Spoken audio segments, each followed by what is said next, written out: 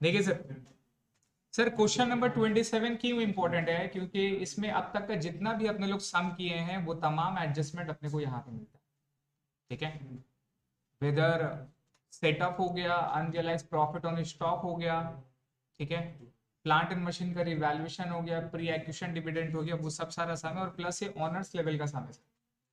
Honours में इस तरह का क्वेश्चन आता है, ऑनर्स में कम से कम 2-3 डिफरेंट एडजस्टमेंट आपको देता है। इजी क्वेश्चंस आपके इसमें नहीं आती, डिफिकल्ट क्वेश्चंस ही आता है। क्लियर है? और इसके अलावा जितने भी प्रोफेशनल कोर्सेज वगैरह हो गया वो सारा में भी देता है। अगर आपको ऑडिट एंड अकाउंट्स का एग्जाम वगैरह देना है तो उसका जो मेंस एग्जाम होता है, अगर आपने अकाउंट्स लिया है, जो कि नहीं लेना चाहिए, अगर आपने लिया है, मतलब नहीं लेना चाहिए, इट मीन्स कि काफ़ी लेंदी पेपर हो जाता है वो।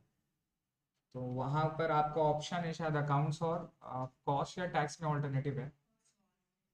कॉस्ट में तो मेरे हिसाब से आपको कॉस्ट लेना चाहिए, लेकिन फिर भी अगर आप अकाउंट्स लेते हैं, अगर आपका प्रैक्टिस अच्छा है, तो वन ऑफ द क्वेश्चन तो होल्डिंग रहता ही रहता है। ठीक है, ऐसा नहीं कि पेपर ऑडिट एंड अकाउंट्स के जो एग्जाम देते हैं काफ़ी डिफिकल्ट रहता है अकाउंट्स का, नहीं, पूरा प्योर ग्रेजुएशन के ही एग्जाम्स के बेसिस पे रहती है। लेकिन हाँ, इतना लेंदी होता है, इतना लेंदी होता है कि वो 3 घंटे में अटेम्प्ट करना it is very challenging and difficult, इसलिए लोग कॉस्टिंग लेते हैं। ठीक है, बट हाँ, अगर अकाउंट्स लेंगे तो सर होल्डिंग का सम उसमें रहेगा ही। पढ़िए, the balance sheet of Howrah limited and Shibpur limited as on 31 March 2015 as follows. Share holders fund में share capital 6,00,000, 2,50,000, reserve in surplus, current liability में trade payable, short term provision में provision for taxation, non current assets में tangible intangible. ठीक है, उसके बाद investment in S limited at cost 3,80,000 का investment किया, कितना शेयर्स वगैरह किया कुछ नहीं बताया। Inventory, trade receivable and bank. Reserve में सरप्लस में पड़ी, जर्नल रिजर्व सरप्लस दोनों दे दिया, टैंजिबल एसेट्स में machinery furniture and vehicle, right, और इनटैंजिबल में गुडविल है सर 60,000 40,000 का। अब क्या बोला एक नंबर में, अच्छा अंदर में शिवपुर में ऑलरेडी गुडविल क्रिएटेड है, ऑलरेडी गुडविल क्रिएटेड है। तो जब अपने लोग अगर बनाएंगे क्वेश्चन में, और अगर कैपिटल रिजर्व आया, क्या आया, कैपिटल रिजर्व, याद है ना, कॉस्ट ऑफ कंट्रोल अपने लोग बनाते हैं इन्वेस्टमेंट से लेस करके जो आता है, अगर गुडविल आया तो ये बाकी दोनों गुडविल के साथ वो भी क्या हो जाएगा, ऐड हो जाएगा। और अगर कैपिटल रिजर्व आया, और अगर कैपिटल रिजर्व आया तो वो उसके साथ सेट ऑफ होगा। याद रखिएगा, कैपिटल रिजर्व और गुडविल सौतन है, दोनों एक साथ नहीं रहेगी, झगड़ा होगा, एक कट जाएगी एक बचेगी। तो कॉन्सेप्ट यही है कि सर कैपिटल रिजर्व गुडविल आप एक बैलेंस शीट में नहीं दिखा सकते। ठीक है, आपको दोनों को सेट ऑफ करके एक करना है। पढ़िए फिर नेक्स्ट में क्या लिखा है, Howrah limited acquired 2,000 equity shares of Shibpur limited on 1 April 2020। तो मुबारक हो, टाइमिंग डिफरेंस नहीं दिया है। तो सर 1 अप्रैल 2020 को यहाँ पर क्या किया, वो एक्वाइर्ड कर लिया है 2,000 शेयर्स, और उसका शेयर्स कितना था, 2,50,000। ठीक है, और 100 रुपीज का है, तो 2,500 शेयर्स था, और ये 2,000 इन्वेस्ट किया है, तो कितना हो गया 80%। तो 80% होल्डिंग कंपनी का, 20% माइनॉरिटी इंटरेस्ट या फिर सब्सिडरी का। The surplus account of Shippool Limited had a balance of rupees 30,000 and a general reserve of rupees 50,000 on the date of acquisitions. Clear है? फिर क्या बोला, on 1st June 2014 Shippool Limited declared a dividend out of pre-acquisitions profit at 12% on its shares capital. इसी नहीं चल रहा क्या, इसी का रिमोट किसके पास है, एक तुम शायद दूसरा मोड में कुछ कर दिया है, मोड ऊपर होगा। देखिए सर, तो यहाँ पर 12% शेयर्स कैपिटल है, टोटल कितना था 2,50,000, 2,50,000 का 12% कितना होता है, 30,000 होता है सर। 2,50,000 का 12% कितना होता है, 30,000 रुपये होता है सर। तो 30,000 रुपये का ये मेरा डिविडेंड डिक्लेयर किया है, और ये 30,000 को क्या क्या करना है बताइए हमें। 30,000 रुपये पहले पोस्ट में ऐड होगा और फिर प्री सेल्स होगा। और फिर क्या लिखा है, Howrah limited credited the same to its PL account, तो ये गलत कर दिया। नाउ 30,000 का हावड़ा लिमिटेड कितना रिसीव करेगा, 80%, कितना हो गया 24,000। नाउ 24,000 को क्या करोगे आप, इन्वेस्टमेंट से लेस करोगे, और किससे लेस होगा, कंसोलिडेटेड पीएल से। इसका एडजस्टमेंट ये होगा। ठीक है, बोलिए। गलत किया, क्रेडिट का मतलब क्या होता है, ऐड होता है ना, तो अपने लोग तो लेस कर रहे हैं, तो ठीक हो गया ना। नेक्स्ट बढ़िए, Shivpur limited owed ₹20,000 for a purchase of stock from Howrah limited. ये ओड है। ओड का मतलब ये क्या है, बाकी है, ये बाकी है तो क्या होगा, ये सेट ऑफ होगा, less from debtor and creditor. Owed का मतलब पैसा बाकी है, राइट, वो परचेज किया तो उसको पैसा देना है। फिर क्या लिखा हुआ, the entire stock is held on 31 March 2021। Howrah limited made a profit, कौन कमा के बैठा है, हावड़ा लिमिटेड होल्डिंग कंपनी पर आपका बैठा, और यहाँ पर 20,000 का है sir, for the purchase of stock, वो सामान खरीदा है, तो ये 20,000 कौन सा प्राइस है, सेल प्राइस है।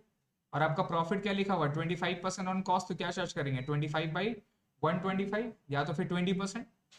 तो आप देख लो 20,000 का 20% कितना आ जाएगा, अनरियलाइज प्रॉफिट ऑन स्टॉक 4,000 आ गया ना। और 4,000 को क्या करोगे आप, स्टॉक से लेस होगा पहला बार, सेकेंड टाइम कौन कमाया, कौन कमाया पैसा, होल्डिंग कमाया, तो होल्डिंग का पीएल कौन सा है, कंसोलिडेटेड पीएल से लेस हो जाएगा। समझ में आ रहा है, जब आप क्वेश्चंस पढ़ोगे तो आपका माइंड में वो तमाम एडजस्टमेंट क्या होना चाहिए, ऑटोमेटिक क्लियर होना चाहिए कि अपने लोगों को क्या करना है। फिर क्या लिखा बताइए, machinery standing in the books at ₹1,20,000 on the date of acquisition, मतलब बिगनिंग पे। तो बिगनिंग पे हमारा डेट ऑफ एक्विजिशन में कितना, 1,20,000 है, वेयर रीवैल्यूड, और उसको रीवैल्यूड कितना में करना है, 1,44,000 में करना है सर। तो हमको बताइए 24,000 क्या हो गया, रीवैल्यूएशन प्रॉफिट हो गया। तो 24,000 रीवैल्यूएशन प्रॉफिट का आपको क्या काम करना है, पहले ऐड करना है, किसमें ऐड करना है, मशीन में ऐड करना है, कंसोलिडेटेड बैलेंस शीट में। बट ये हमारा रिवैल्यूएशन प्रॉफिट हो रहा है, लॉस हो रहा है, प्रॉफिट हो रहा है, तो प्रॉफिट हो रहा है तो कहाँ पे ऐड करेंगे, प्री में। तो प्री एओपी के साथ में 24,000 रुपये क्या कर देंगे सर, ऐड कर देंगे। और फिर डिप्रिशिएशन के साथ क्या होगा हमारा, मतलब इसके ये 24,000 ऐड हो गया वहां पर एओपी में, और फिर मशीन में क्या होगा, मशीन में ऐड हो जाएगा।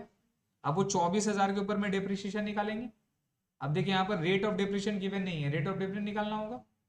वो कैसे निकलेगा, 1,20,000 ओपनिंग में था, अंदर में चेक करो, देखो मशीनरी कितना दिया हुआ, 1,08,000 है, तो डेप्रिसिएशन नहीं निकल जाएगा, 10% आएगा।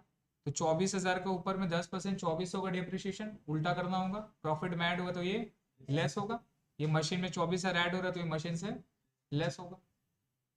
यही है सर, आपको कंसोलिडेटेड बैलेंस शीट बनाना है 31 मार्च 2021, ठीक है। तो जो भी डेट रहेगा उसको 20-21 करना होगा आपको। स्टार्ट करें सर, चलिए सबसे पहले निकालते हैं सर, मशीन वाला काम करते हैं, working. Question number 27, number 1, revaluation of machine।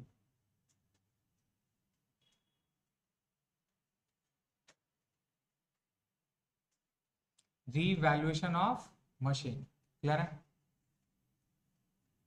तो सर बुक वैल्यू कितना था, book value on the date of acquisition, date of acquisition क्या था सर, 1 अप्रैल 20, 1 अप्रैल 20 था, कितना था, 1,20,000, 1,20,000। नाउ रीवैल्यूड फिगर कितना था सर, इसको रीवैल्यूड किए अपने लोग 1 अप्रैल में on the date of acquisition में कितना, 1,44,000।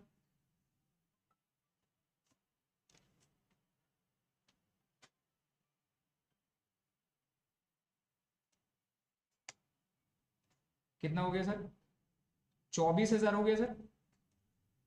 ये 24,000 क्या निकल गया, रीवैल्यूएशन प्रॉफिट मेरा निकल गया सर, क्लियर है। अब इसके ऊपर में डेप्रिसिएशन निकालना है, बट डेप्रिसिएशन निकालने से पहले क्या करना होगा, रेट जानना होगा आपको, तो रेट ऑफ डेप्रिसिएशन निकालना है। और रेट ऑफ डेप्रिसिएशन कैसे निकलेगा, बोलिए, opening balance minus closing divided by opening book value, है ना, इनटू 100। तो at the beginning of the year 1,20,000 था। ये क्वेश्चन और मजेदार हो जाता अगर टाइमिंग डिफरेंस दे देता, और मजा हो जाता। तो सर ये ओपनिंग 1,20,000 हो गया, और क्लोजिंग में चेक करिए, देखिए क्लोजिंग कहां से मिलेगा आपको, बैलेंस शीट से। देखिए क्लोजिंग में कितना है, ये वाली फिगर, ये वाली सर, 1,08,000 हो गए। क्लियर है?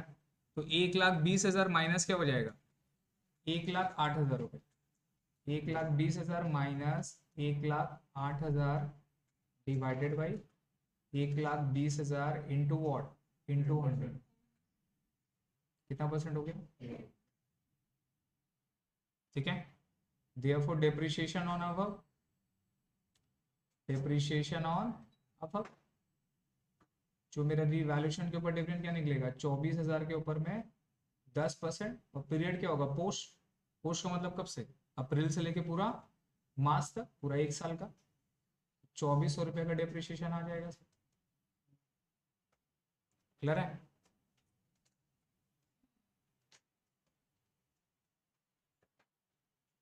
ये बस ये अपने लोग सर मशीन का वर्किंग कर लिए, कोई प्रॉब्लम? यूपी के लिए जगह नहीं है तो मान लो 2 नंबर में अपने लोग कॉस्ट ऑफ कंट्रोल कर देंगे, यहाँ पे जो स्पेस बचेगा। नेक्स्ट पेज में आएंगे सर, यूपी का करते हैं।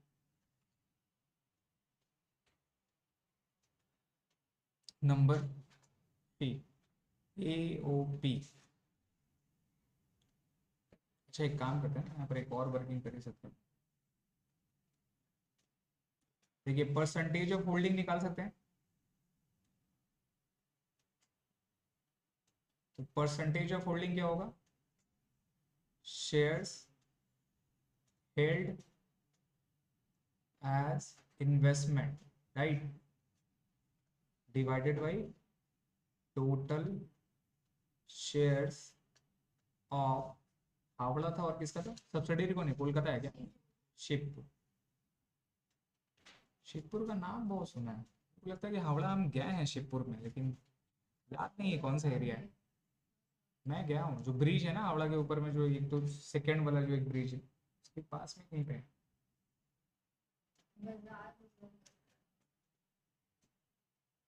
वहां पर एक सेमिनार हुआ था मेरा, ग्लो शाइन करके, वही वही चेन वाला, पकड़ा पकड़ी वाला, 2 जन को पकड़िए फिर 2 जन को पकड़े वो लोग, पैसा कमाए थे। आपका कॉलेज के टाइम में आया था मैं, कॉलेज के टाइम में था तो उस वक्त आया था, 6,000 रुपये लिया था। और 6,000 में आपको पैकेट भी देता था एक आपको, नहीं एमवे नहीं, एमवे तो अभी उसके बाद आया था, एमवे उससे पहले ग्लोशाइन आया था। तो ग्लोशाइन क्या करता था कि 6,000 रुपये एंट्री फीस लेता था और आपको ट्रॉली देता था, ट्रॉली के साथ में कपड़ा वगैरह, वो सब मडिया बुरू से उठाया हो, अच्छा रहता कपड़ा, कपड़ा वगैरह दे दिया, ये दे दिया, और भी कुछ शॉपिंग वगैरह करी, वही 1,500 रुपये का आपको 2,000 रुपये का सामान दे दिया, तो 4,000 रुपये आ गए। 4,000 रुपये कंपनी के पास आ गया, आपको रिक्रूटमेंट मतलब आपका 2 पेयर बनेगा, 1 2 ऐसे करके, समझ रहे? जैसे आपका एक पेयर पूरा बन गया तो आपको 4,000 रुपये मिल जाएगा। तो कंपनी 6,000 रुपये, सोचिए उसका पॉलिसी देखिए, कंपनी 6,000 रुपया 2 जन से लिया, तो कंपनी के पास 12,000 रुपया आ गया, 2 2 हज़ार का सामान दे के चुप करा दिए लोग को, हाँ बेटा तेरे को तो कुछ तो मिला, ठीक। तो एक्चुअल में कंपनी का प्रॉफिट कितना हुआ, 4,000 हो गए, 4,000 4,000 कितना आ गया, कंपनी के पास 8,000 आ गया, लेकिन आपका 2 पेयर बन गए, तो कंपनी 4,000 किसको दे दिया, आपको दे दिया, और 50% किसके पास हो गया, कंपनी के पास चला गया, और 50% क्या है, आपके पास है। अब सीन ये है कि अब आपका 2 पेयर, अपना अगर 2 पेयर बनाएगा, मतलब ये राइट वाला का 2 पेयर बना और लेफ्ट वाला का 2 पेयर बना, समझ रहे हैं? तो अगर हम इसको अच्छा से आपको बताएं, मतलब पार्ट में काफी इंटरेस्टिंग था ये, बोले ना सर बहुत कुछ सीखे हैं। इंश्योरेंस कंपनी में जॉब किए थे, वहां से बटरिंग सीखा, द वर्ड बटरिंग, कैसे करके बटरिंग करते हैं अपन, कैसे करके फ्लैश सेल लगाते हैं, जैसा ये वाला कॉन्सेप्ट है।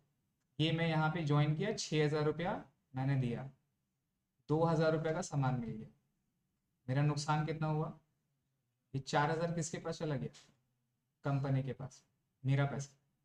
अब ये मुझे निकालना था अपना, अपना पैसा पहले निकालना है सर, कहीं पर भी इन्वेस्टमेंट करते हैं तो। अब मेरे पास पैसा क्या है, मैं जैसे यहाँ पे 2 पेयर बनाया तो मेरे को 4,000 रुपये मिल जाएगा, लेकिन कंपनी का क्या फायदा है, कंपनी से भी 4,000 कमाया, कंपनी से भी 4,000 कमाया, और कंपनी के पास कितना आ रहा है, 8,000, कंपनी मेरे को कितना दिया, 4,000, कंपनी के पास कितना आ रहा है, अभी भी पैसा है सर, अभी भी क्या पैसा है। अब ये अपना एक पेयर बनाया, ये अपना एक पेयर बनाया, ये अपना भी एक पेयर बनाएगा, तो कंपनी फिर यहाँ से 8,000 रुपये कलेक्ट करके 4,000 रुपये इसको देगा, 8,000 रुपये कलेक्ट करके 4,000 रुपये इसको देगा, है ना। 8,000 कलेक्ट करके 4,000 इसको दिया, फिर 8,000 कलेक्ट करके 4,000 इसको दे दिए, राइट। तो कंपनी के पास 8,000 एक्स्ट्रा बच रहा है। अब जैसे ये मेरा चारों पेयर बन गया ना, चारों पेयर जैसे मेरा बन गया, तो कंपनी मेरे को 4,000 रुपये और देगा, मेरे को देगा। ये चेन मार्केटिंग सिस्टम होता है। इसमें फायदा कुछ नहीं है, फायदा सिर्फ कंपनी के पास पैसा आता है, और इंसान यहाँ पर ग्रीड होता है कि भैया आपको करना क्या है, सिर्फ पकड़ना है और पकड़ के ज्वाइन करवाना है, पकड़ना है पकड़ के ज्वाइन करवाना है, पकड़ना और पकड़ के ज्वाइन करवाना है, और आपके पास पैसा आ रहा है। और कंपनी यहाँ पर इवेंचुअली 4-4 हज़ार रुपये करके हर बार वो पैसा कमाते जा रही है। अब मैंने अपना 6,000 रुपये लगा के मैंने कमा लिया था, अब ये पैसा मेरे पास वापस आ गया था। अब ये पैसा वापस आया तो हम क्या किए, फिर से यहाँ पर अपने आप को ज्वाइन करवा लिया, नहीं समझे, फिर से ज्वाइन करा लिया। अब मैं अगर यहाँ से पेयर बनाऊंगा तो मुझे यहाँ से भी प्रॉफिट मिलेगा, प्लस इसका भी प्रॉफिट मिलेगा। बेटा जैसे ही सेकंड वाला पेयर बनाया, 2-3 महीना, कितना 6 महीने मैंने काम किया था, 2-3 महीना काम किया, कंपनी भाग गया।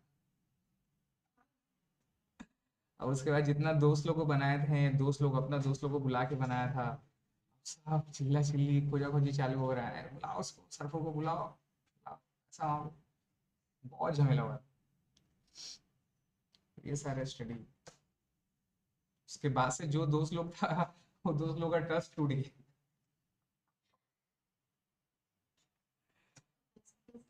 हाँ, सबका पैसा फंस गया। उन लोग को पता था ये बड़ा स्मार्ट है, इसका तो पैसा नहीं डूबा होगा, लेकिन हमको तो बोलना पड़ेगा नहीं भाई मेरा भी डूबा है, देखिए कैसे ऐसे। देखिए sir, shares held as investment कितना था टोटल, 2,000। तो लाइफ में ऐसा ना बहुत सारा चीज आप लोग के पास आएगा इजी मनी बोलकर, समझ रहे हैं। ये आप लोग को दिखाएगा ये काम कुछ नहीं है, ऐसा करो नहीं करो तुमको 4,000 मिल जाएगा, आपको इजी मनी दिखाएगा। और जो उन लोग का हिडन रहता है ना पॉइंट, मतलब उन लोग आपसे कैसे कमाएगा वो पॉइंट छुपाने की कोशिश करता है। तो याद रखिएगा, there is no easy money in life, there is no shortcut, always long term में ऑलवेज हार्ड वर्क है। अगर कोई आपको इजी मनी दिखा के आपको पैसा आपसे लेना चाह रहा है, तो ठीक है, सुनिए, अटेंड करिए। मैं नहीं बोलूंगा ना ये सारा चीज अगर होता है ना तो अटेंड नहीं करने का, अटेंड करिए, बहुत कुछ सीखने मिलेगा आपको। जाइए मार्केटिंग करिए, ये सारा भी मार्केटिंग है, एमवे इसी का ही पार्ट है। एमवे क्या किया, यही चेन मार्केटिंग से फॉलो किया वो, लेकिन वो अपना प्रोडक्ट इसमें एंटर करा दिया, ये समझे। क्या आप प्रोडक्ट बेचिएगा तो आपको पैसा मिलेगा, एग्जैक्टली exactly। तो वो सेम चेन मार्केटिंग जो कि फ्रॉड कर रहा था लोग, वो अपना बिजनेस पोर्टल में घुसा दिया, और एमवे अभी नाउअडेज काफी सक्सेसफुल बिजनेस है, अच्छा प्रोडक्ट है। तो वही चेन मार्केटिंग को यूज करके अपना बिजनेस को क्या कर लिया, आगे बढ़ दिया ना सर। तो ऐसा अगर अपॉर्चुनिटी मिलता है तो जाइए, एग्जाम जैसे कि आप लोग का 6 सेमेस्टर हो रहा है तो इंटरव्यू दीजिए। नहीं करना है जॉब, आप मत करिए जॉब, आपको करना नहीं है। आपका भी लाइफ में तो सर अभी आपका पास टाइम है, इंटरव्यू जाइए, शॉर्ट लिंक में जाके इंटरव्यू दीजिए, कॉल सेंटर का इंटरव्यू दिए भाई, क्या दिक्कत है। 2-3 महीना काम भी करिए आप। बोलने का ये मतलब है कि जो आपका प्रॉब्लम है उसको सॉल्व करिए, इंटरव्यू दीजिए, वहां पर जाकर अपना कम्युनिकेशन स्ट्रॉन्ग करिए, कॉर्पोरेट में जॉब करिए, थोड़ा समझिए क्या हो रहा है नहीं हो रहा है, नॉलेज लीजिए। अगर टैक्सेशन वगैरह पे अगर आपका नॉलेज है, अकाउंटिंग वगैरह में काफ़ी स्कोप आने वाला है, ऑनलाइन में बहुत सारा पोर्टल वगैरह है, वो सारा सीखिए, खुद का अपना क्लाइंट बनाइए, पहचान बनाइए, काम करिए, बहुत सारा ऑप्शन है, लेकिन शॉर्टकट नहीं है। मोबाइल बेच रहे हैं, फ्लैश मोबाइल वाला बिजनेस है बहुत सारा, बहुत लोग कमाता है, वो सब टेम्प्रोरी।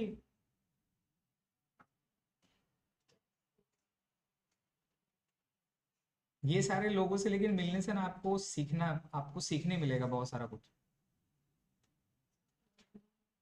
दुनिया कितना क्रिटिकल है वो समझ में आता है।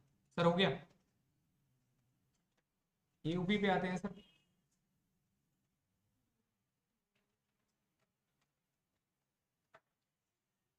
पर्टिकुलर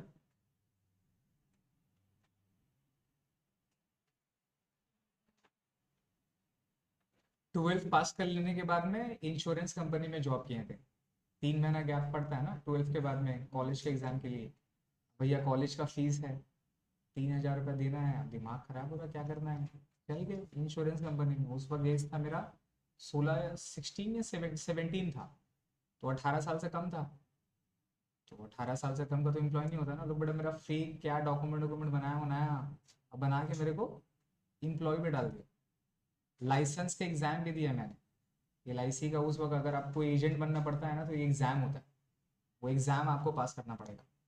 और वो एग्ज़ाम क्या था, कुछ नहीं था, पूरा चिट्ठा पिट्ठा 30 ऐसा सैम्पल क्वेश्चन निकाला, उसमें से एक लड़ना था। अब वो सैंपल भी पूछ के निकालना है कौन सा क्वेश्चन लड़ा है आप। और एग्जाम हॉल पे बैठ कर हूँ मैं, और मेरा बोला कि कुछ नहीं करेगा, 5 रुपए का कॉइन ऊपर रख देगा, आराम से करना। ठीक है, बना रहे हैं, और 5 रुपए का कॉइन सामने रख दिया है। जो बड़ा आदमी आया यहाँ पे इन्विजिलेटर, वो घूम रहा है, सबका डेस्क देख रहा है, और जहाँ जहाँ 5 रुपया था उठा के अपना जेब में रख लिया, और मेरे को कुछ नहीं बोला। पास। पहला बार लाइफ में 100% मार्क्स आया था।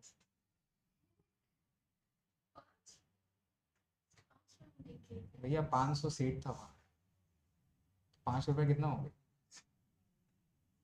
कमा लिया एक दिन में, क्या दिक्कत।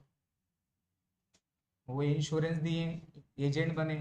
अब मेरा बॉस बोले कि भैया पॉलिसी लाइए, और हमको लग रहा था कि ये लोग नया नया कंपनी, नाम सुनेंगे आप लोग, फ्यूचर जनरली, नाम सुनिए कंपनी, फ्यूचर जनरली इंश्योरेंस। उस वक्त एकदम नया नया आया था, एकदम न्यूली मेड कंपनी थी, 3 से 4 महीना हुआ था।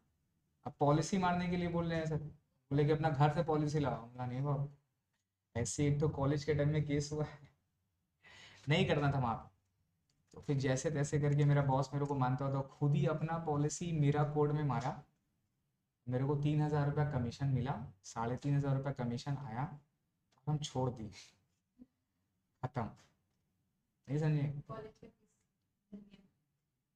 3,500 रुपया कॉलेज का फीस निकला, स्टॉप। बॉस कॉल में कॉल,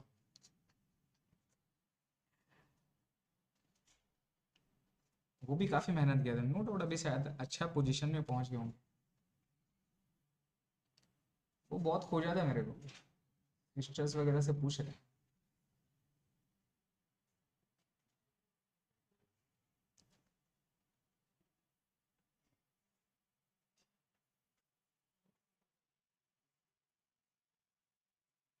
टाइम को यूज करिए कुछ सीखने के लिए सर, तभी कुछ हो पाएगा, अदरवाइज बहुत डिफिकल्ट है अभी। और दिक्कत क्या है, वे पकौड़ा का दुकान की इन्वेस्टमेंट कम थी, क्या प्रॉब्लम।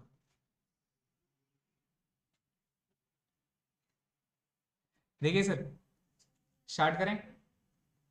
PL बताइए, PL कितना है। देखिए क्लोजिंग में कितना है सर, PL और रिजर्व, राइट। आप ऊपर में देखो 60,000 जनरल रिजर्व है, और PL 90,000। 60,000 जनरल रिजर्व और 90,000 PL, ठीक है। और बिगिनिंग ऑफ द डेट में क्या दिया था, देखिए नीचे में है, 2 नंबर में पढ़िए। सरप्लस कितना रुपया है, 30,000 रुपया, और जनरल रिजर्व कितना रुपया है, 50,000 रुपया on the date of acquisition. Surplus में चल जाएगा सर 30,000 रुपया PL में, और जनरल रिजर्व में कितना चल जाएगा, 50,000। इसमें कोई प्रॉब्लम नहीं है किसी को। तो 90,000 टोटल था, प्री में था 30,000, तो पोस्ट में कितना जाएगा, 60,000। रिजर्व 60,000 था, प्री में 50,000 है, तो पोस्ट में कितना जाएगा, 10,000। ठीक है, जोड़ेंगे इसको, 80,000, यहाँ पे 60,000, और यहाँ पे 10,000, और ये टोटल 1,50,000। ठीक है, अब इसमें ऐड करना है क्या, बोलिए। प्री एक्विजिशंस डिविडेंड,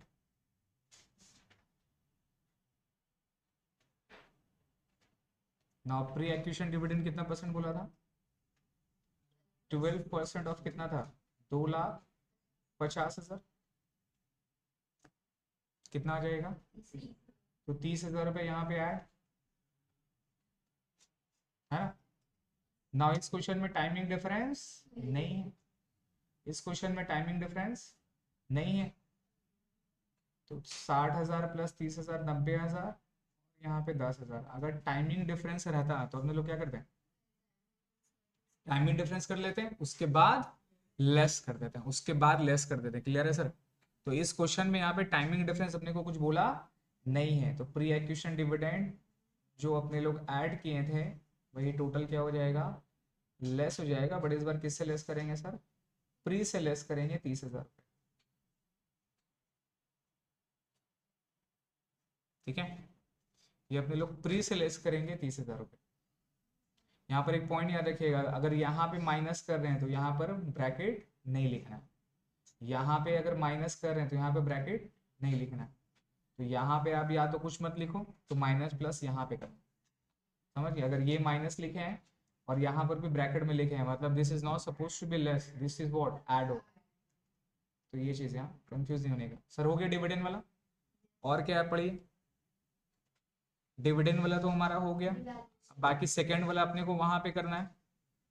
4 नंबर में क्या है sir? Unrealise profit on stock में हावड़ा कमाया है, तो एओपी में तो कोई काम नहीं है। उसके बाद 5 नंबर वाला हमारा पॉइंट है सर रीवैल्यूएशन प्रॉफिट और डेप्रिसिएशन, ये अपने लोग निकाल चुके हैं ऊपर में, रिमेंबर। रीवैल्यूएशन प्रॉफिट 24,000 और डेप्रिसिएशन कितना है 2400। तो पहले रीवैल्यूएशन प्रॉफिट का काम करना होगा। रीवैल्यूएशन प्रॉफिट ऑन मशीन कितना रुपया? 24,000 रुपया सर, है ना। और क्या आएगा? Depreciation on above, revaluation profit 24,000 और आएगा sir depreciation on above.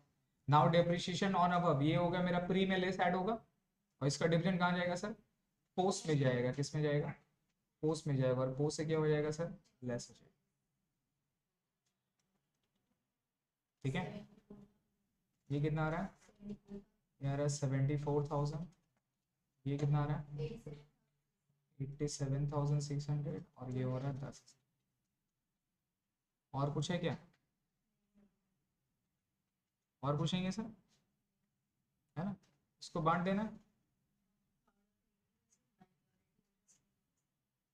Howrah limited और माइनॉरिटी इंडेक्स। तो ये होगा 80% और यहाँ जाएगा 20%। 59,200 and this is 14,800 and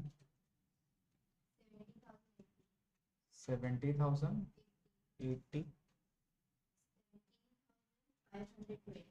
17,520, 8,002। हो गया तीनों को जोड़ के?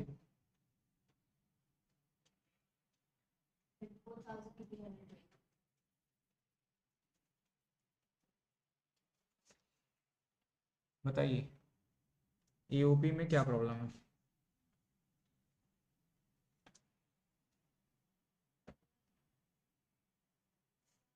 बोलिए सर, समझ में आया आपको सर? सर जी एओपी में कोई दिक्कत सर? आगे बढ़े। हाँ, माइनॉरिटी इंटरेस्ट और consolidated PL.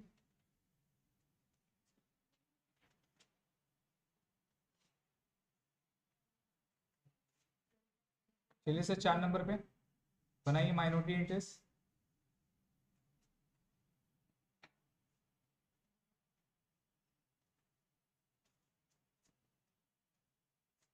Minority interest sir how much? सबसे पहले शेयर्स हेल्ड कितना? 2,50,000 का 20%, 50,000। ये माइनॉरिटी इंटरेस्ट कर दिया, कॉस्ट ऑफ कंट्रोल ना होगा। ठीक है चलो कोई बात नहीं, इसके बाद कर देते हैं। ऐड में क्या होगा? Total profit, total profit of subsidy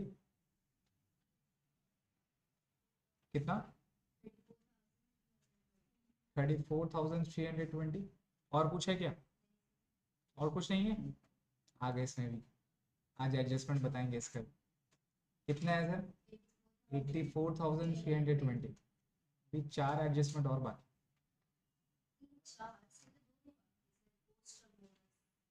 है सर, एक और इंटरिम भी हो गया। नंबर 5 पे सर कॉस्ट ऑफ कंट्रोल।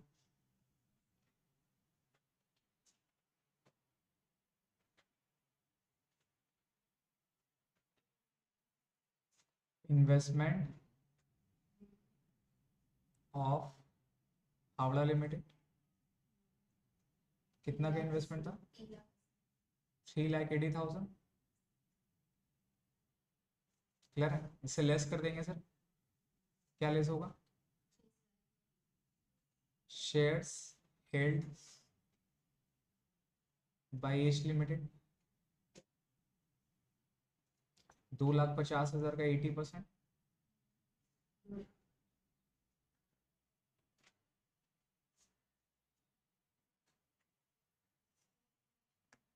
ठीक है, और लेस क्या होगा? प्री एक्विजिशन प्रॉफिट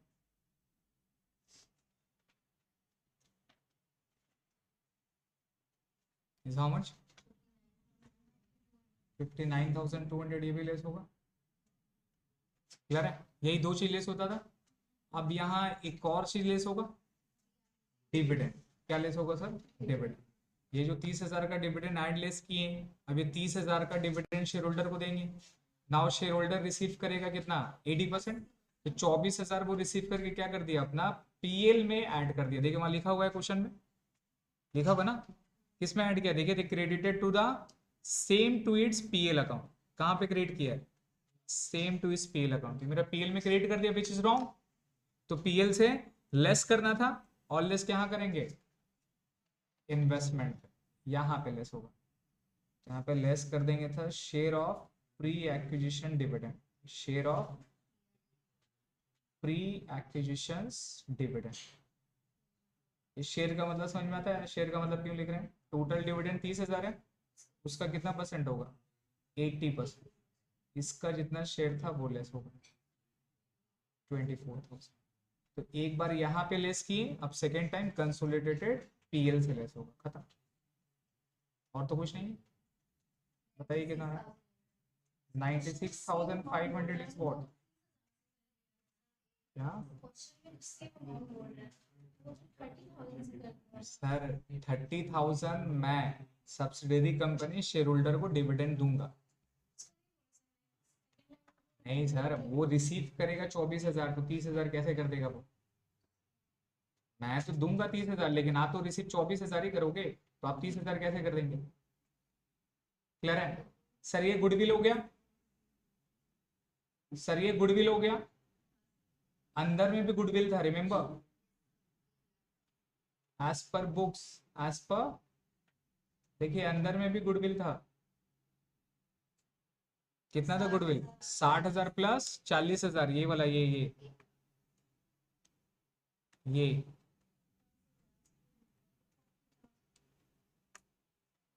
इसका कुछ प्रॉब्लम हो रहा है। 60,000 प्लस 40,000 सर, तो 1,00,000 रुपये आ गया। तो टोटल गुडविल कितना दिखा देंगे आप? 1,96,800।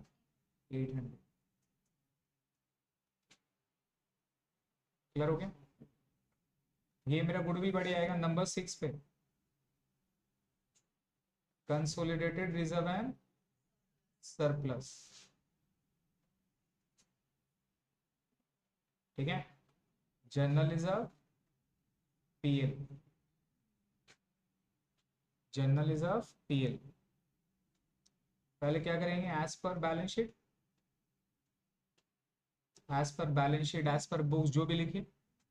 तो एज पर बैलेंस शीट किसका बैठाना है? हावड़ा का। तो हावड़ा का चेक करिए, देखिए कितना था पीएल। General reserve 1,00,000, surplus 1,50,000। तो जनरल रिजर्व में 1,00,000, सरप्लस में 1,50,000। हो गया। अब ऐड करेंगे पोस्ट, पोस्ट प्रॉफिट। और पोस्ट कितना था? 8,000 जनरल रिजर्व में और 70,080। 8,000 रुपये जनरल रिजर्व में, और यहाँ चल जाएगा 70,080। टोटल जोड़ के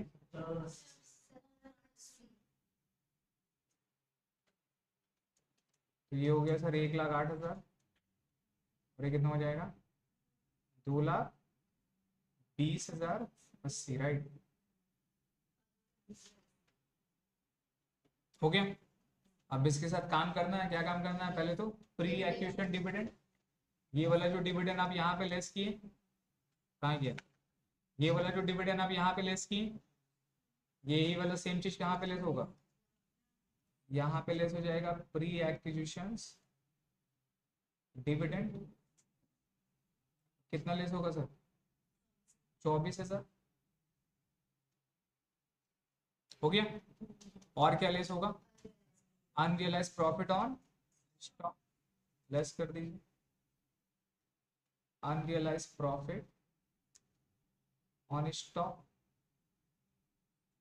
और कितना निकल जाएगा वो, देखिए 20,000 था और ये 25% ऑन कॉस्ट बोला है, तो 25/125 है ना, 20,000 का 25/125 विच इज 4,000।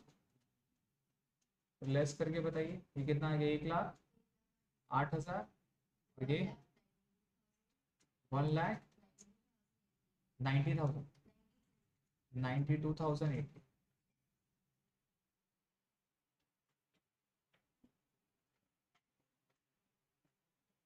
हो गया।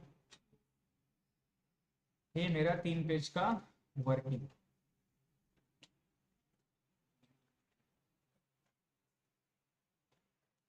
ना बैलेंस शीट बन जाएगा या बना दें, एक बार देखिए जो बनाए एक बार कॉपी लाइए, बन जाएगा तो बैलेंस शीट, फैसल जी।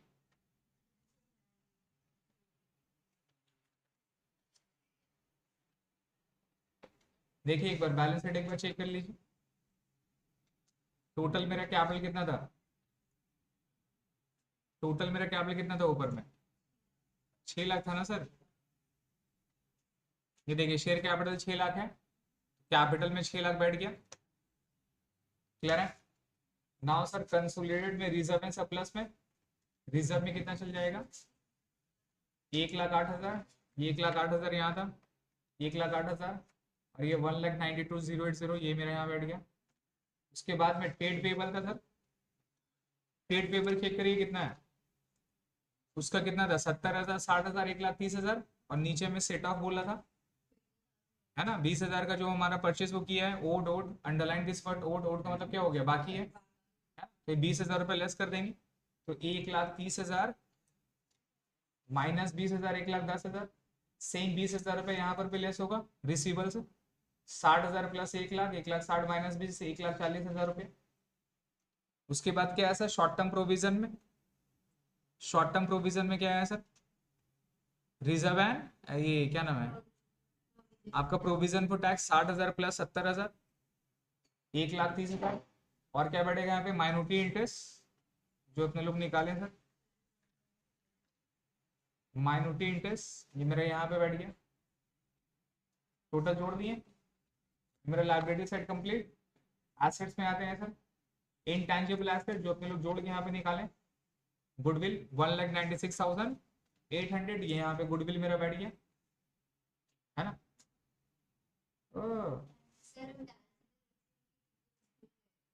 फिक्स्ड एसेट्स, इसमें इन्वेंटरी ट्रेड रिसीवेबल कहाँ से आ गया,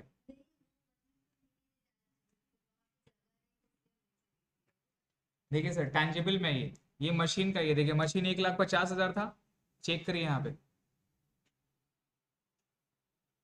ये देखिए मशीन्स पे, इसका मशीन में देखिए 1,50,000 प्लस 1,08,000 ये दोनों ऐड होगा, 1,20,000 ऐड नहीं करेंगे, 1,08,000 जो था वो ऐड होगा क्लोजिंग में, तो 1,50,000 प्लस 1,08,000 टोटल हो गया 2,58,000। अब इसमें ऐड क्या होगा, रिवैल्यूएशन प्रॉफिट, तो 24,000 ऐड होगा और 2,400 लेस होगा, रिमेंबर ये वाला, ये 24,000 यहाँ ऐड किया, अब सेकेंड टाइम क्या होगा, मशीन में ऐड, 2,400 रुपये से लेस के सेकेंड टाइम किससे होगा, मशीन से लेस, चेक करो यहाँ पे 1,50,000, 1,08,000, 24,000 ऐड हो गया, ये आपका रिवैल्यूएशन प्रॉफिट और 2,400 रुपये डिप्रीशिएशन लेस हो गया, ये मेरा मशीन के वैल्यू आ गया।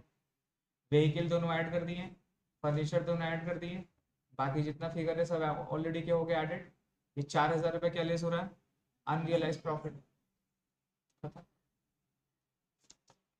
क्लियर है? बोलिए सर। नाउ कितना एडजस्टमेंट तक हो गया तुम्हारा? Adjustment number 6।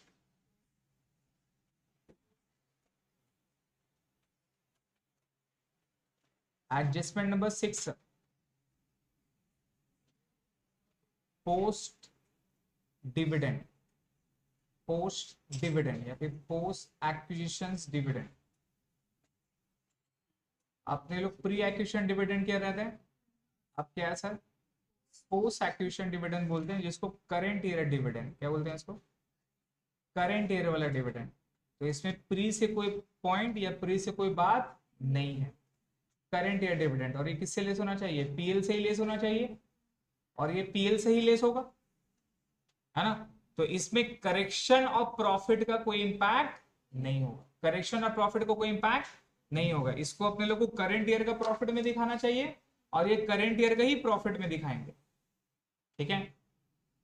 प्रॉब्लम क्या है? प्रॉब्लम अपने को समझना है सर, पोस्ट एक्विजिशन डिविडेंड दे रहा है कौन? कौन दे रहा है, वो इंपॉर्टेंट है।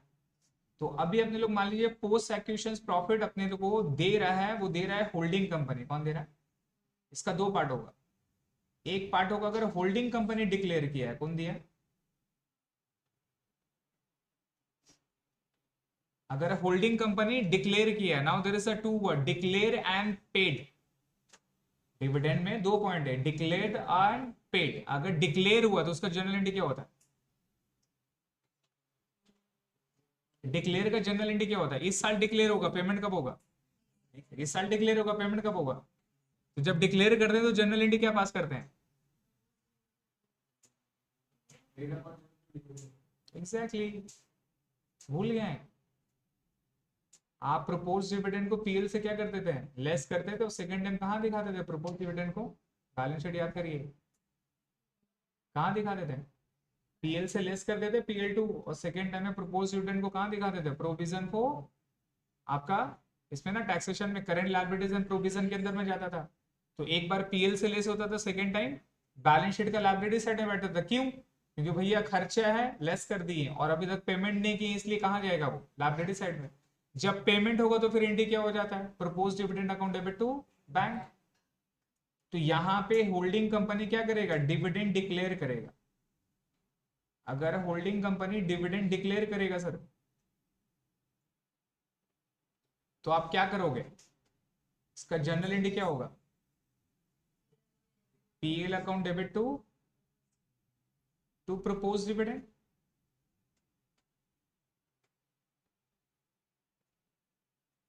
कुछ भी नया एडजस्टमेंट देगा ना सर, लॉजिक लगाइएगा, याद रखिएगा। होल्डिंग कंपनी का पीएल बोले तो कंसोलिडेटेड पीएल, सब्सिडरी का पीएल बोला तो एओ। तो ये होल्डिंग कंपनी अपना डिविडेंड से, अपना पीएल से पैसा दे रहा है, तो खर्चा है, तो किससे लेस होगा? सोचिए क्या करेंगे? लेस कर देंगे इसको। किससे लेस करेंगे? Less from consolidated PL. PL से लेस कर देंगे क्या बोलकर? As propose dividend. As propose dividend. Clear है? सेकेंड टाइम पे, सेकेंड टाइम पे बताइए, ये तो अपने लोग प्रपोज डिविडेंड बोल के बैठा दिए, सेकेंड टाइम क्या होगा? करंट लायबिलिटी में जाएगा मेरा, current liability of balance sheet. Second time में sir current liability of balance sheet. कोई प्रॉब्लम? होल्डिंग का कोई प्रॉब्लम बताइए? तो डिविडेंड अब अगर देखेंगे तो पहला तो चेक करना प्री है या पोस्ट।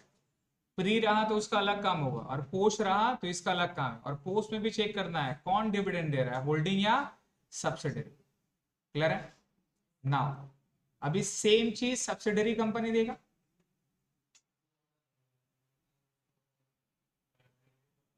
सब्सिडरी कंपनी अगर डिविडेंड डिक्लेयर करेगा sir, subsidiary company sir dividend देगा, है ना। तो ये मेरा कंसोलिडेटेड पीएल से दिया। सब्सिडरी कंपनी का डिविडेंड बोले तो इसका भी पीएल से खर्चा होगा, जनरली क्या होगा, PL to propose dividend, PL to propose dividend, ये किसको देगा, पीएल टू प्रपोज डिविडेंड को देगा, राइट। तो हमको बताइए लेकिन इसका पीएल कौन सा पीएल है, एओपी है, एग्जैक्टली। तो ये किससे पैसा देगा, एओपी। एओपी में कौन सा, प्री या पोस्ट, पोस्ट। तो ये मेरा पोस्ट पीएल से पैसा देगा सर। और to propose dividend, to propose dividend,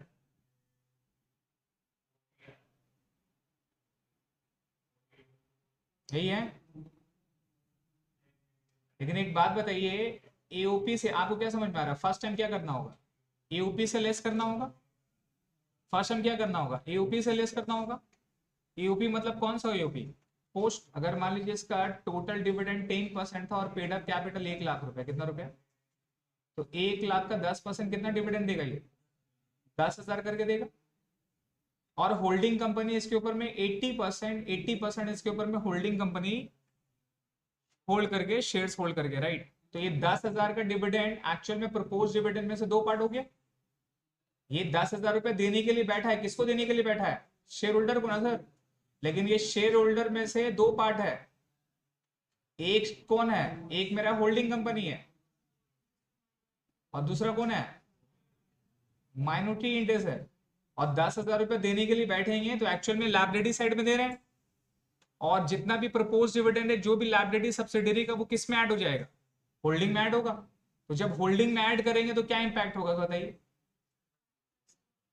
क्या इंपैक्ट हो रहा है कि भैया हम खुद का ही लायबिलिटी को खुद का ही क्या दिखा रहे हैं, एसेट्स में दिखाएंगे। तो ये क्या 10,000 रुपए लायबिलिटी साइड में शो कर पाएंगे, नहीं कर पाएंगे। रीजन समझ में आ रहा है, रीजन समझ, बिकॉज ये 10,000 रुपए में से होल्डिंग कंपनी का भी शेयर और माइनॉरिटी इंटरेस्ट का भी शेयर है। तो होल्डिंग कंपनी खुद का ही चीज को लायबिलिटी में दिखाएगा क्या, नहीं दिखाएगा, ये तो पॉसिबल नहीं है।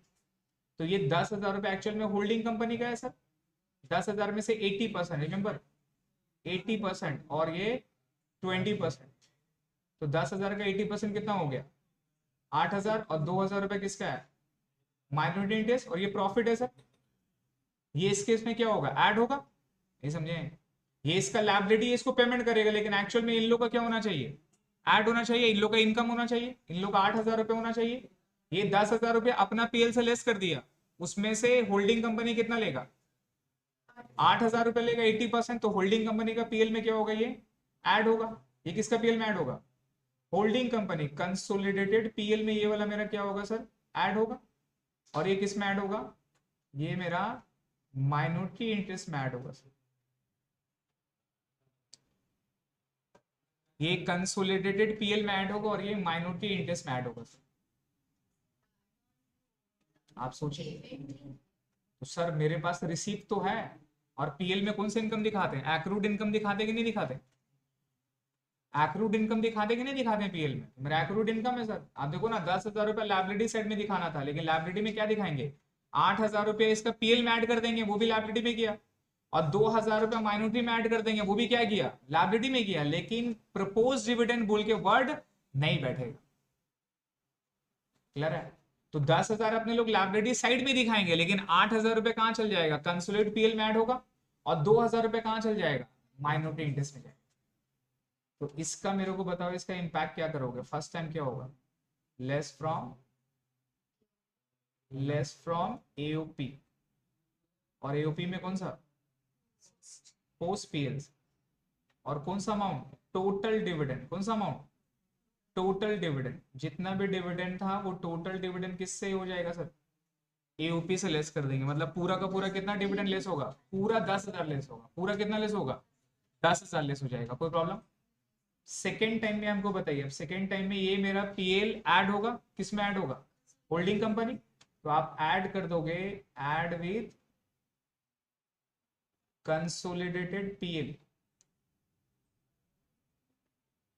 डिविडेंड कौन सा ऐड होगा, शेयर ऑफ होल्डिंग कंपनी का dividend, right, share of holding company.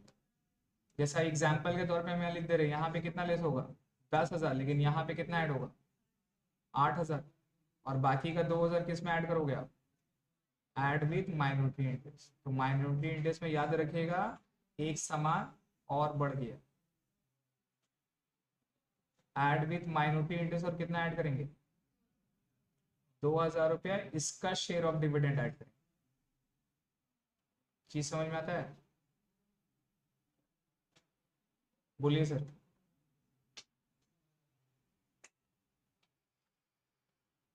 बोलिए, लॉजिक से समझिए, रटे।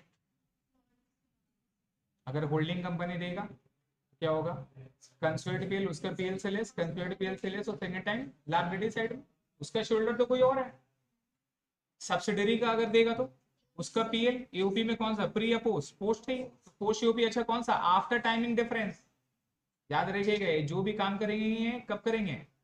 After timing difference. हाँ, प्रॉफिट में इंपैक्ट वाला जो पोर्शन है वो बिफोर आफ्टर होगा, लेकिन जो एक्चुअल लेस वाला होता है वो आफ्टर टाइमिंग डिफरेंस ही होगा। तो ये आफ्टर टाइमिंग डिफरेंस के बाद आपको करना है। ये लेस कर दिए, फिर क्या होगा? सेकेंड टाइम में इसका पीएल में ऐड हो जाएगा। कितना शेयर ऐड होगा? जितना होल्डिंग कंपनी का शेयर था, और बाकी जो माइनॉरिटी का था वो मेरा माइनॉरिटी शेयर में ऐड हो गया। कोई प्रॉब्लम यहां तक का? कोई भी दिक्कत, कोई भी इश्यूज? सब ठीक है? तो अब अगर मान लीजिए कि बैलेंस शीट में ऑलरेडी गिवन है सर, बैलेंस शीट में ऑलरेडी प्रपोज डिविडेंड बोल के गिवन है। ये तो कब था? जब प्रपोज डिविडेंड बैलेंस शीट में गिवन नहीं है। अगर बैलेंस शीट में ऑलरेडी प्रपोज डिविडेंड बोल के गिवन दे दिया है, तब क्या करेंगे? तब क्या करेंगे बताइए? अगर होल्डिंग कंपनी का है, अगर होल्डिंग कंपनी का है, कुछ करने का क्या? नो एंट्री, कुछ नहीं करना है। जस्ट ऐड करके जस्ट कहां दिखाना है? As it is current liability में जैसे दिखाते थे वहीं पे दिखा देना, कुछ करने की जरूरत नहीं। लेकिन अगर सब्सिडरी कंपनी का है, अगर सब्सिडरी कंपनी का है सर, और सब्सिडरी कंपनी का ऑलरेडी लायबिलिटी साइड में आपको, लायबिलिटी साइड में आपको प्रपोज डिविडेंड बोल के लिखा हुआ है, तो हमें बताइए इसका मतलब ये जनरल एंट्री ऑलरेडी पास कर चुका है। इसका मतलब ये जनरल एंट्री ऑलरेडी पास कर चुका है, मतलब ये अपना पीएल से ऑलरेडी लेस कर चुका है। अपने को पीएल से लेस नहीं करना है, सिर्फ प्रपोज डिविडेंड का इंपैक्ट दिखाना है। और प्रपोज डिविडेंड कितना लिखा होगा? वो 10,000 लिखा होगा। तो अपने को क्या करना है? 8,000 कहां पे करना है बताइए? आपका 8,000 रुपया कंसोलिडेटेड पीएल में जाएगा 80%, और 20% कहां चल जाएगा सर? माइनॉरिटी इंटरेस्ट में जाएगा। मतलब वो 8,000 को लायबिलिटी साइड में ही लिखना था। आराम से बैलेंस शीट को सोचिए, 8,000 रुपया को लायबिलिटी साइड में ही लिखना था। सॉरी, 10,000 रुपया को लायबिलिटी साइड में लिखना था, लेकिन लायबिलिटी में लिखेंगे लेकिन प्रपोज डिविडेंड बोल के नहीं।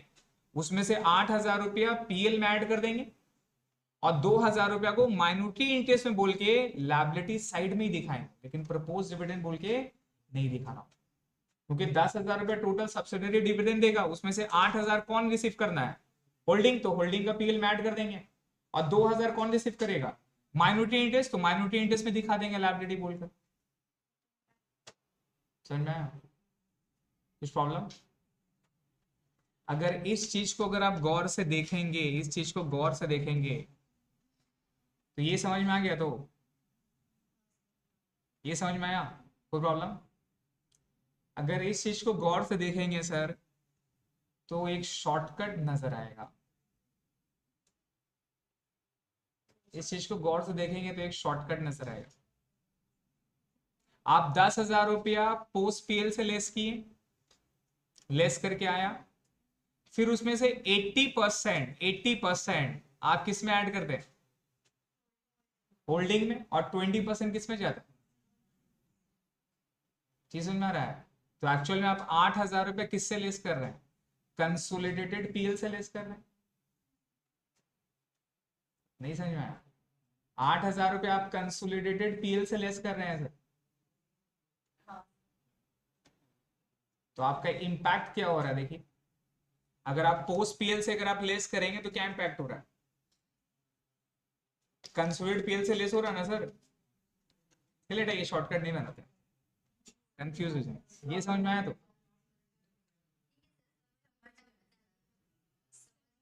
अगर बनाइएगा ना तो एओपी में थोड़ा सा गौर से दिखेगा, वहां पर एक शॉर्टकट छुपा है इसका। मतलब ये 8,000 का एंट्री करने का जरूरत नहीं है, ये ऑलरेडी हो जाएगा। आप डायरेक्टली अगर सिर्फ 2,000 का एंट्री करोगे, एओपी से आप सिर्फ 2,000 रुपये लेस कर दो और 2,000 रुपये यहाँ पे ट्रांसफर कर दो, बात बराबर।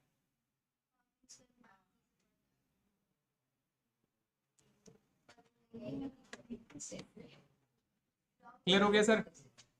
तो ये हमारा एडजस्टमेंट है, इसको देख लीजिएगा सर, होमवर्क पे लिखे। कितना, 8 क्लास हो गया भाई, 2 क्लास और लगे। जब हम फर्स्ट टाइम होल्डिंग करवाए थे 16 क्लास लगा था।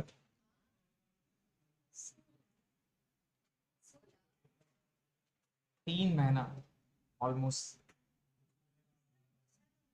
नहीं 2 महीना लगा ना, वीक में 2 दिन करके। टफ नहीं लग रहा है सर, इसलिए समझ में आ रहा है।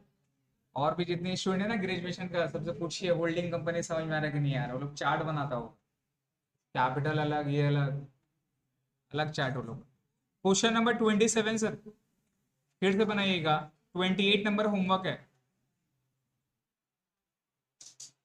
29।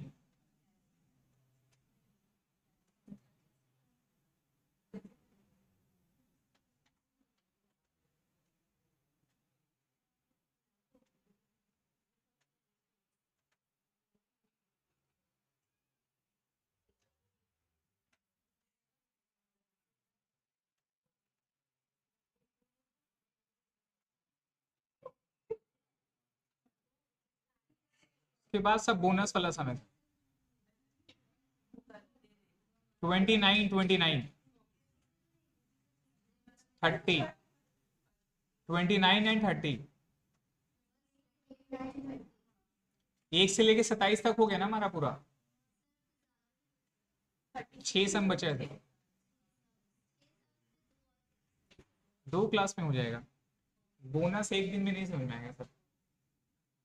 आइए नेक्स्ट क्लास में आइए।